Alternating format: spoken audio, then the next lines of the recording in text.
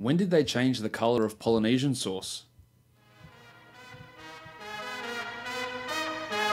You are Locked On Fantasy Basketball, your daily fantasy basketball podcast, part of the Locked On Podcast Network, your team every day.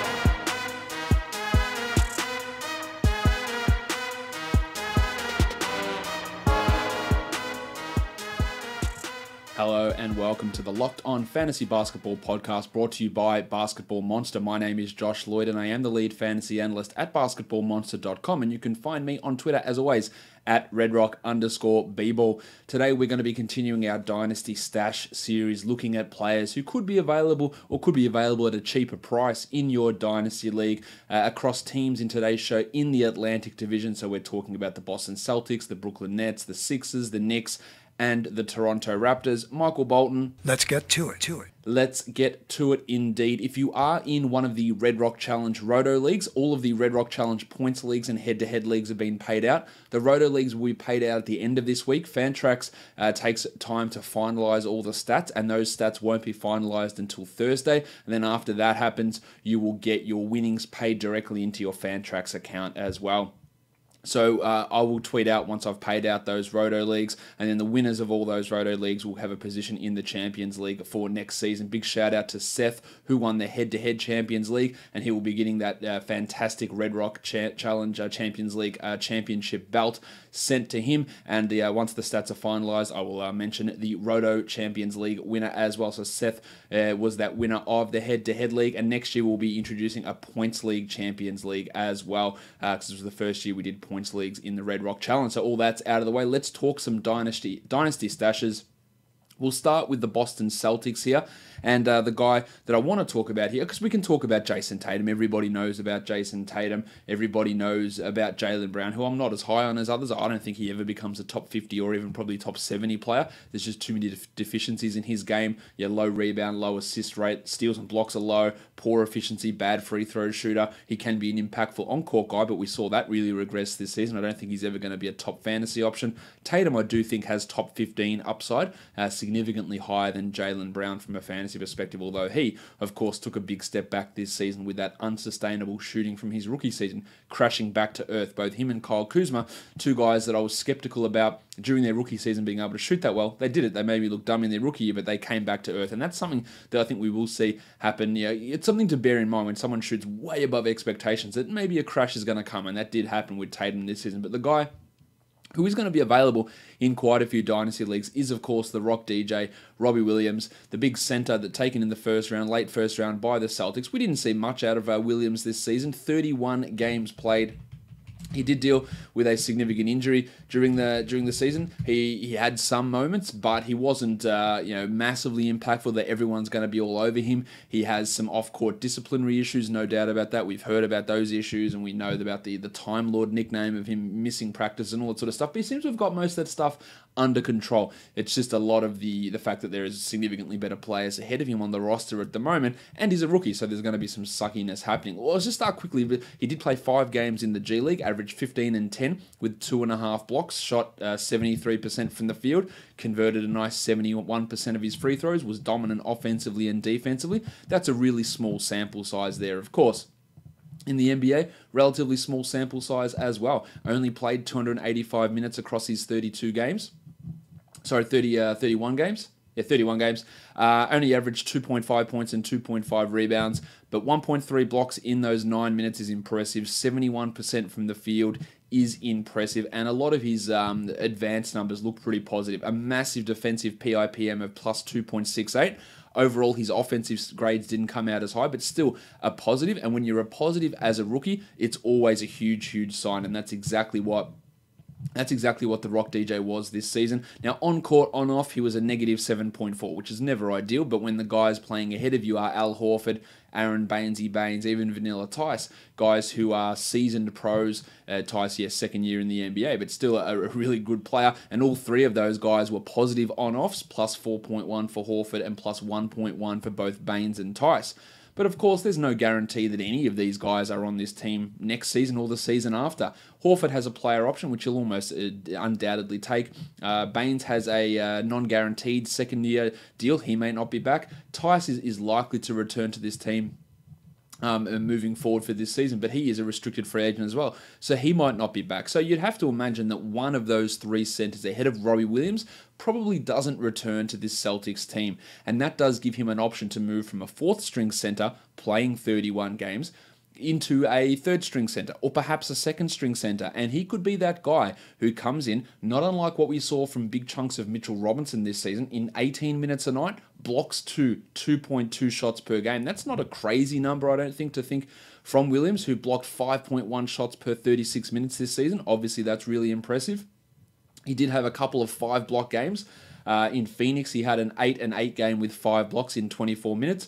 He blocked 5 shots in 16 minutes against the Hawks, 3 shots in 26 minutes against the Pelicans, another 3 shots against the Cavs in 14 minutes in January. The end of his season wasn't great, but he did make a start on the in the season finale against the Wizards, 29 minutes, 2 points, 11 boards, 1 steal, 3 blocks. Weirdly, he took just 3 shots in that game. But we're seeing the foundation of what Williams can do. And I think you've got to look at him probably 3 years down the track and in the final year of his rookie contract for a guy that he'll never be, I don't believe, a 30-minute guy per game. No, I think Mitchell Robinson's significantly higher than that. But I think he can be a 20 to 24 minute a night center, a guy that can come in and block 2.5 shots, that can average 10 points and 12 boards, maybe a steal per game, and shoot high 60s, maybe 70% from the field. Think of a lesser type DeAndre Jordan with more blocks.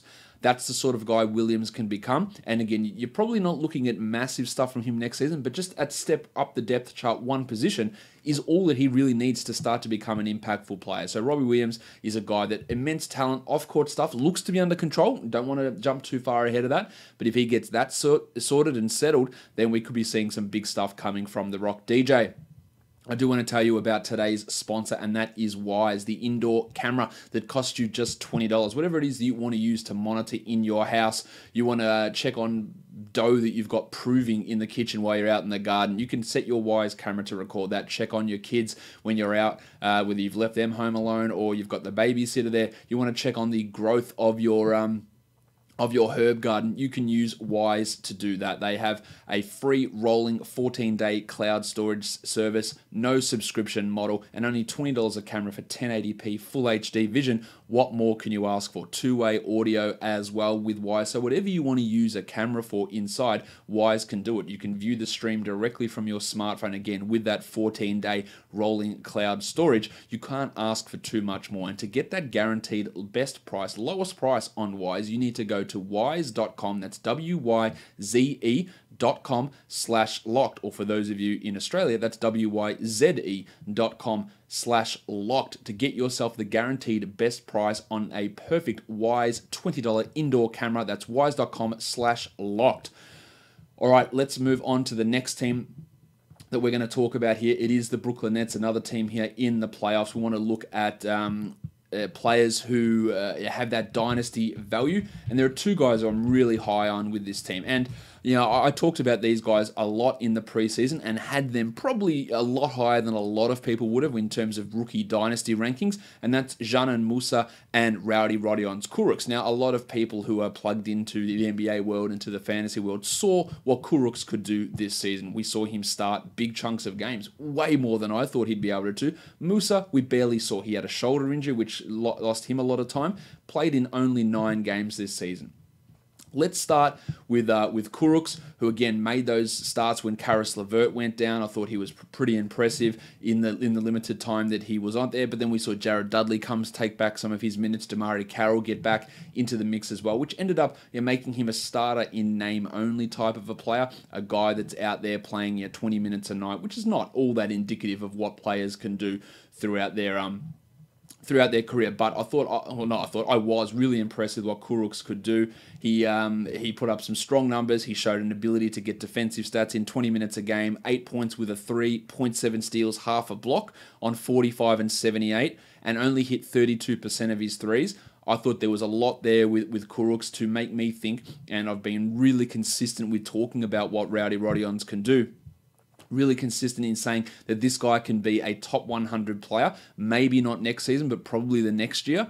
The Nets at this point, they've been starting Jared Dudley, Trevion Graham at power forward. Kurucs, I think, is going to lock down one of those starting forward spots for the next couple of seasons, and you'll see those minutes rise. It's a Kenny Atkinson habit to play these rookies sparingly, maybe their second year as well, and then push him to 30, 31 minutes in the third or fourth season. We're seeing that with D'Angelo Russell this season. Jarrett Allen copped it a little bit this year with his minutes all over the place. So probably looking at the 2020-21 season for Kurucs, but I thought he did enough this season to show value. 233rd ranked player over the course of the season. Those defensive stats were impressive to me, and I thought he held his own well. He was a plus, an on-off plus 1.1 on this team, which is massive as a rookie. A marginally negative PIPM, held up defensively, 0.75 defensive PIPM. All those are really positive indicators as a 20-year-old rookie. He is really, really young, and that's big stuff from Kurucs moving forward. Now, if we want to look at Dzanan Musa, who was their first-round pick, who we didn't get to see much in the NBA, I'm big on this guy. I think he's going to be huge. Let's look at what he did for the Long Island Nets, where he averaged 20 points per game, 6 rebounds, 3.5 assists, and a steal. He shot 36% from 3, hitting over 2 per game. Hit his free throws at 79%, his 2-pointers at 50%. Really efficient stuff. Held up defensively, he's got moves, he's tall, he can handle the ball, as evidenced by the 3.6 assists. He can play point guard as a 6'9 power forward or small forward. He has got a lot to like. We didn't see really anything from him in the regular season. 2 points with half a rebound on a 46% shooting. He hit one of 10 of his threes, so nothing overly exciting there about what Dzanan Musa was able to do in his time with Brooklyn. But in that limited sample size, plus 7.6 on-off is obviously an impressive number, if not, small sample size alert. His PIPM really, bang on in terms of even, which is a positive for a rookie who came in and didn't look out of place. But he is the guy. Now, Kurucs, most people are going to be all over, and I really believe in Kurucs. I think that Musa probably has a higher upside than Kurucs. I think that if everything goes right for Dzanan, he can become a top 50 player. He can become that guy who is a decently high volume scorer, who hits threes, who gets assists, which is going to be the key there. He's not going to block many shots. You're going to get more defensive numbers out of Kurucs, but I think that Musa's ability to have those assists along with scoring in high volume, hitting his threes, getting to the line as well, is something that Musa can do. I'm really interested to see where he goes. Now, he probably is a year behind where Kurucs is going to be, and that's fair enough. He still hasn't turned 20 yet, but Musa's a guy that, again, if Kurucs is the guy you grab, I feel he's more guaranteed to provide you value, but in terms of overall upside, Musa's the guy that I'm really, really keen on, and I could see a Kurucs-Musa starting 3-4 combination for this Nets team in 2 or 3 years' time, ahead of Dudley, Graham, Allen, Crabbe, Smokin' Joe Harris is in that mix as well. Maybe he moves to a bench role, but that Musa-Kurucs 3-4 combination, or even just splitting the minutes between those guys and Harris and LeVert there, will really happen with guys like Crabbe out of there, Dudley out of there, Hollis Jefferson out of there. He'll probably be gone this season. And I think you'll see Musa come into the rotation more this season, the 19-20 season. So he is the one that really, to me, is the unmined gem, the guy that not many people are aware of, they'll have little faith in. But he is a real talent, and I was interested. I was excited by what I saw. If you saw any Long Island Nets game, you'll be impressed with what Musa did. Not much in the NBA side of things because of the shoulder injury and the depth of that Nets roster, but that could thin out pretty quickly. And I'm really interested in what Dzanan Musa is going to be able to provide moving forward. Let's look now at the next team on the list. We're looking at the New York Knicks, a team obviously that isn't in the playoffs. Nobody's surprised there considering just how bad their season was. But there is obviously some options here, some players that we need to look at. Now, in terms of guys who have the best dynasty upside, to me, it's an absolute no-brainer that it's Mitchell Robinson. He was unbelievable in terms of PIPM this season, the highest ranked rookie in that by a margin not even close, a plus 2.26. Next, Luka Doncic, plus 1.26. Interestingly, third was the Rock DJ, Robbie Williams, at plus 3.4, showing how impactful he was defensively with what he can do. So that's really impressive for Mitchell Robinson to be at that area. But he is rostered in every single league. He has got top I don't want to go too hard on him. He's got top 25 upside, I believe. I thought that he could be maybe a top 50 guy. I think I had him 12th or 11th in my Dynasty rookie rankings. I had him ahead of Kevin Knox and Colin Sexton when I did those, and I feel pretty good about that at this point. But Robinson is really, really interesting as a player. This season, he was able to put together some obviously impressive numbers. 7 and 6 he averaged, but 2.4 blocks in 20 minutes, 69% shooting. Giggity! The thing we do have to worry about is the free throw percentage and how that's going to impact things moving forward, how he can translate a 13% usage into something higher. I think he'll be able to do that. His vertical presence, his vertical spacing is huge. He's a huge athlete. Now, he's still got some things to work on defensively in terms of positioning, but his impact that he was able to have this season was phenomenal. He finished this year as the 79th ranked player. 79th. That is an astonishing number. Now, it's really on the back of field goal percentage and blocks only, but over the last month, he played 27 minutes a night and he was 40th, averaging 10 and 10 with 2.5 blocks and shot 71% from the field. The usage stayed the same. It's going to be the key to him getting better than this, pushing from the top 40 into the top 20 is bumping that usage from 12 to 15% and going from 10 points to 12.5 points with 11 rebounds with 3 blocks. And they are not stupid numbers for Robinson. He can do it. He is this guy that we got to look at. But of course, I'm banging on about him, but everyone's got him rostered. The other options I had to talk about here, Damian Dotson, who showed a bit. I'm not massively high on Dotto as a long-term prospect. I thought he was actually, he showed some flashes, but overall his stuff was a little bit of a negative. He's got a limited game, but he was a plus on the court, so that's obviously a huge thing. You got Kevin Knox, who is literally the worst player, the worst rotation player in the NBA, and one of the historically worst rookies of all time. Now, he has room to improve on that. The thing that I have trouble with when talking about Knox is that the problems I had with him coming into the season showed that is exactly what happened to him during the season. And so I go, well, these are the things I don't think will make Knox a good player. These are the things I think will make him a bad fantasy player. And then they played out that exact same way. So I go, where does he improve from here? Now, you can say that he, as a rookie, to play 29 minutes a game, that's good. He averaged 13 points a game. Pretty good. 1.73 is fine. He shot 37% from the field, 34 from 3, 72 from the line, and offered no defensive numbers and doesn't get assists. That's the problem with him. He's just got no scope to his game. He's got no ability to contribute in other categories. He's inefficient from the field and from the line, and that's what's always going to doom him. But if we want to talk about a guy who is available in leagues, people are going to think, is it Alonzo Trier? Is he better than Luka Doncic? Well, the answer is no to both of those questions. The guy I want to talk about is the Cornetto, Luke Cornett, who started this season in and out of Fizdale's rotation. I was quite critical of David Fizdale. Not sure if you've ever listened to a podcast, but I'm not the biggest fan of him as a coach. Cornett is a guy that started many times, played well, and then inexplicably would be banished from the rotation. But his advanced numbers look really good. He was a plus 5.4 this season in not an inconsequential amount of minutes. Now, that helps the fact that Lance Thomas was getting a lot of power forward minutes. Noah Vonleh was getting a ton of those minutes, and he is not really a part of the future, although Vonleh was still a plus 2.5, which is relatively good for a guy like that. But Cornett, really impressive numbers, a plus 1.5 PIPM. I think that he is a really interesting player as we move forward. He only played 17 minutes a game, but averaged 0.9 blocks during that time. The problem you're going to have with this Knicks team is they could look completely different. Who could be manning the power forward spot next season? Kevin Durant? Could it be Zion Williamson? There are two guys there with legitimate chances of coming in and playing this spot. Now, over the last 5 games of the season, really small sample size. Bees dick. That's how small we're talking. 27 minutes, 9 points with 6 rebounds for 1.6 dribbles, but 2.6 blocks. Now, he shot poorly. That's going to be a concern with Cornett, with his inefficiency. He does shoot well from the free throw line. He's not afraid to take threes, but the shot blocking threes combination, along with some scoring, is something that holds him in good stead. He's probably never going to become a consistent top 100 player because he's just not that good, but a lot of indicators like him.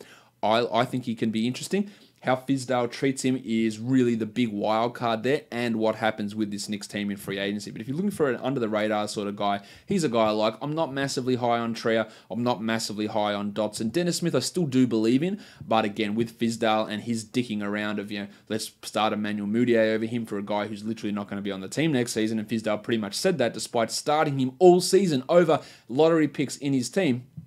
That's not true, because Smith started over Mudiay when he arrived after the trade. So I apologise, Dave. You can take that data.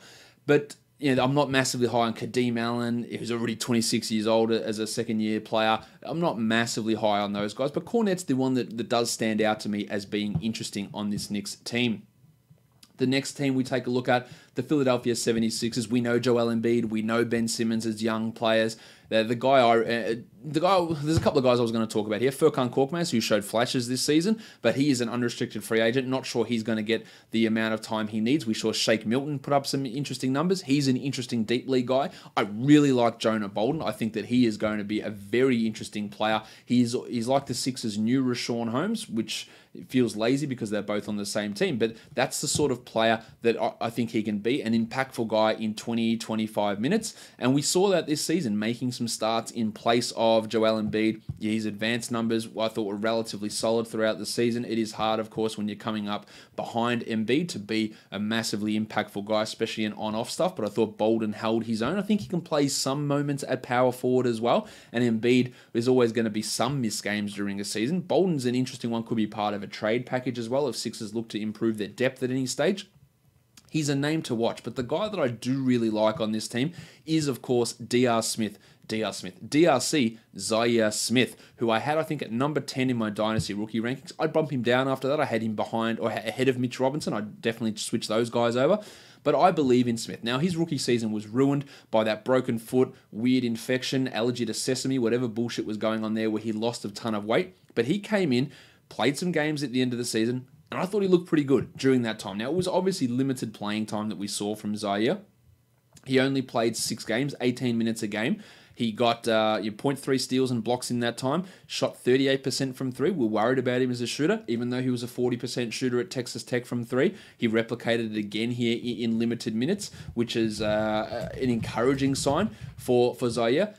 But it's just the overall impact that I think he can have is what gets me interested. Now, it's going to take development, and it is a real long shot as to where Zaire can come from. But I thought his advanced numbers looked pretty solid this season.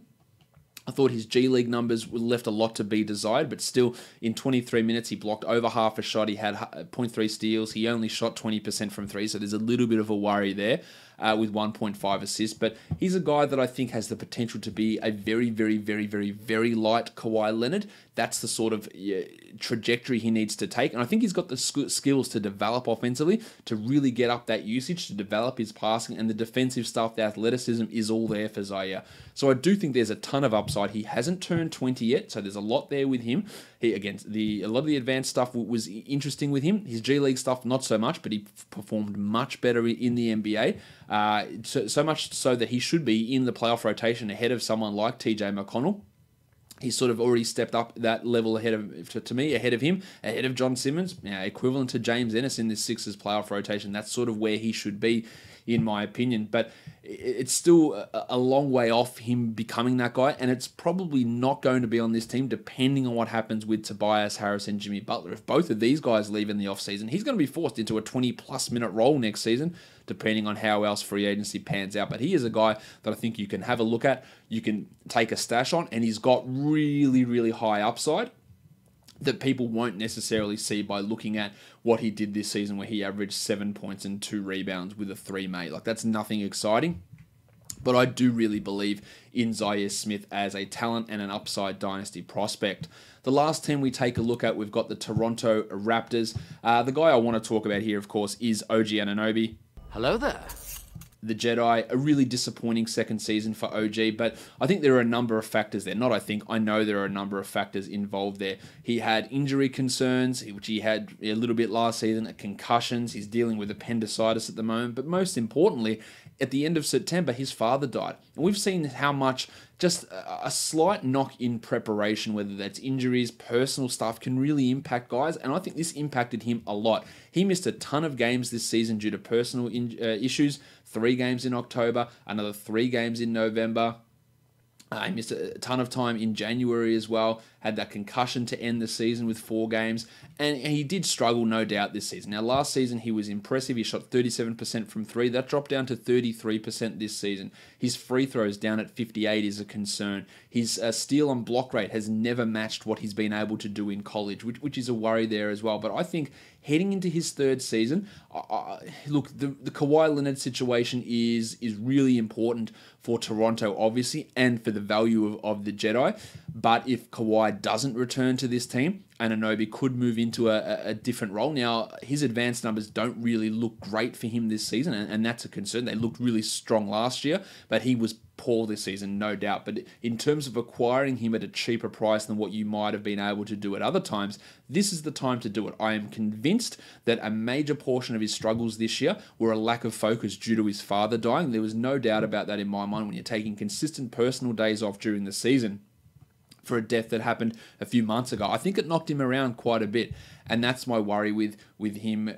Or no, that was my worry with him during the season. I think a big bounce back could be coming. We're looking at what's going to happen with Leonard. If Leonard goes during the offseason, then Anunoby's stock rises a lot. He's already a really strong defensive player. Took some steps back this season, and it's got to come defensively in terms of the box score stats to really bring it fantasy-wise. But I do believe in him, much like I believe in Zaire Smith, that they can develop those other parts of their games. And Anunoby's a step ahead of where Zaire is, but it was a big step back for him this season, in a season that I thought he could take a step forward. But still, he played the same minutes as he did in his rookie season, scored more points per game. He got same steals, same assists, more rebounds per game. So all that is impressive. He upped his usage as well. So it's taking steps at a time. I think we're probably looking at year 4 for OG to become a top 150 guy.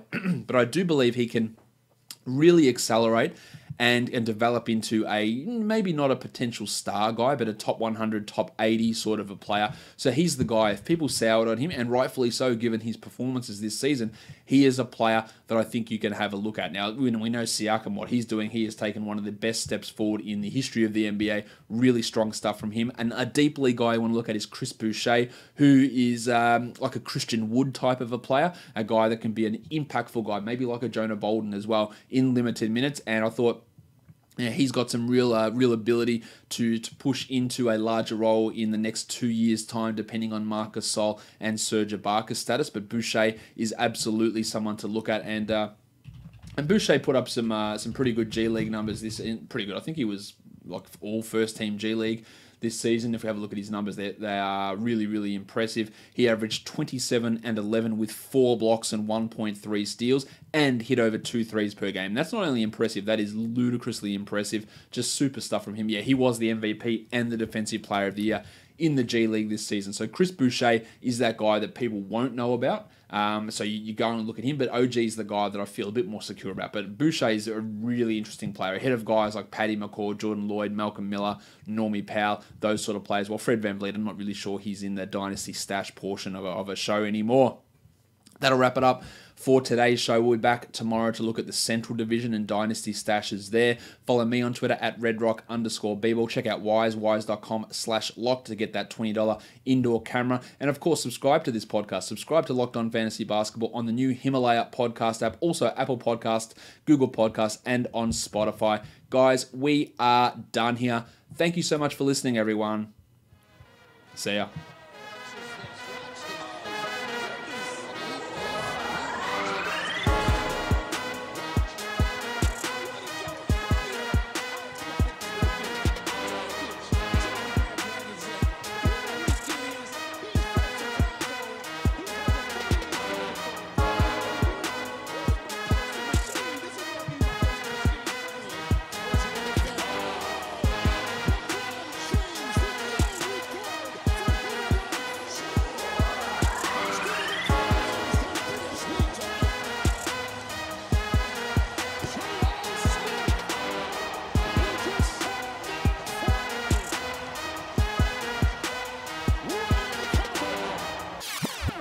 Luke Cornett.